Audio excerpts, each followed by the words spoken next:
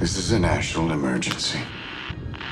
Our work here will ensure a peace mankind has never seen. The world will remember this day.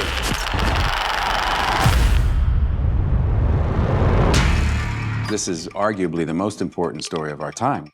The stakes really couldn't be any higher. It's profound, but it's told in a very human way. Everything Chris Nolan has done has been a prelude to this. This is not a film, this is an experience. It is a heart-in-your-mouth thriller. I've been interested in Oppenheimer's story for a long time. At some point, I learned this key piece of information that in the lead up to the Trinity test, they were dealing with the very small possibility that when they pushed that button, they would set fire to the atmosphere of the Earth and destroy the entire planet. And yet, they pushed that button. I wanted to take the audience into that extraordinary moment in human history.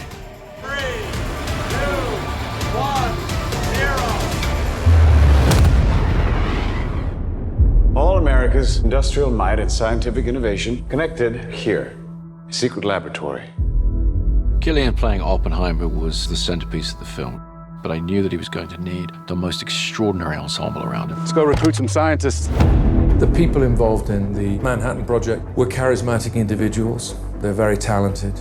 The world that Oppenheimer inhabits is filled with rock star scientists. And I think because we have all these fantastic actors, you really buy that.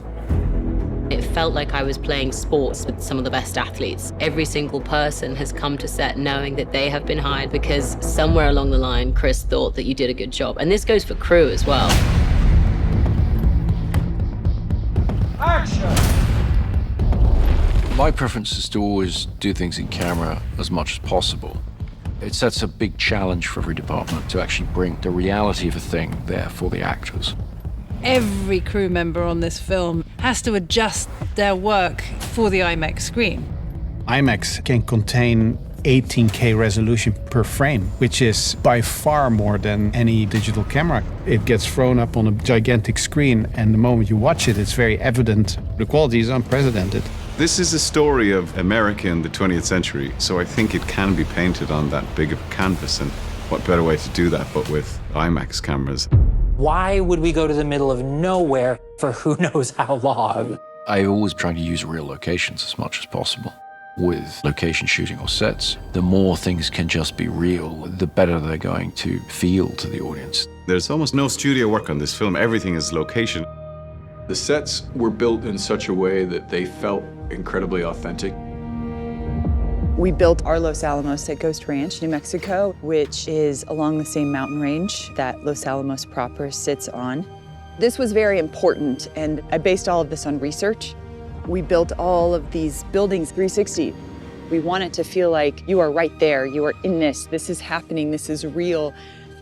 This isn't a backlot. It's just the most transporting thing, you know, when you're there and it just looks exactly like Los Alamos 1940s must have looked, and you know that no detail has been overlooked. You know, we also shot in a huge amount of the real locations. We shot in Oppenheimer's house, in Los Alamos. We shot in Princeton. Walking through Princeton, it's really very funny because people, you know, they're walking around and they go, shooting those scenes, playing the characters who really had versions of these events happen there, you just get a real charge out of it, you know? This is a matter of life and death.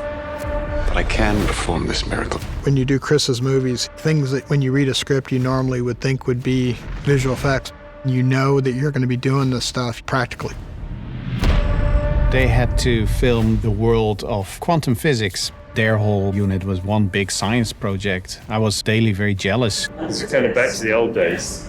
We did a lot of experimentation. They came up with some very interesting analog methods of how to approach this, all of which was leading to the Trinity test, which had to feel nightmarish and terrifying in a way that computer graphics never really is. What we were able to get into the finished film, to me, is extraordinarily beautiful, but also very frightening. Working with this whole team was such a great camaraderie, and with the commonality of we are going to get this in camera. I love Chris's dedication to that. It really speaks to Chris and the way he directs. All of the energy goes around the camera. Like, we're all here to do the same thing. Chris makes films for theaters, for movie-going audiences. You know, so you want to see that as it's designed to be seen. Watching this very different sort of film on that big screen, it sort of makes you gasp. You're right in their experience.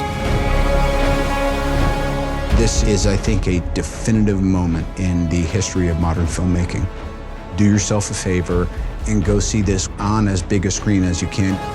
With the sound design and the score and the emotionality of it, this is an unforgettable, unmissable experience in a theater. You are the man who gave them the power to destroy themselves. We made Oppenheimer on the largest scale possible because the idea is to come and experience this. His story is monumental and epic and extraordinary. It really has to be seen on the big screen to be believed.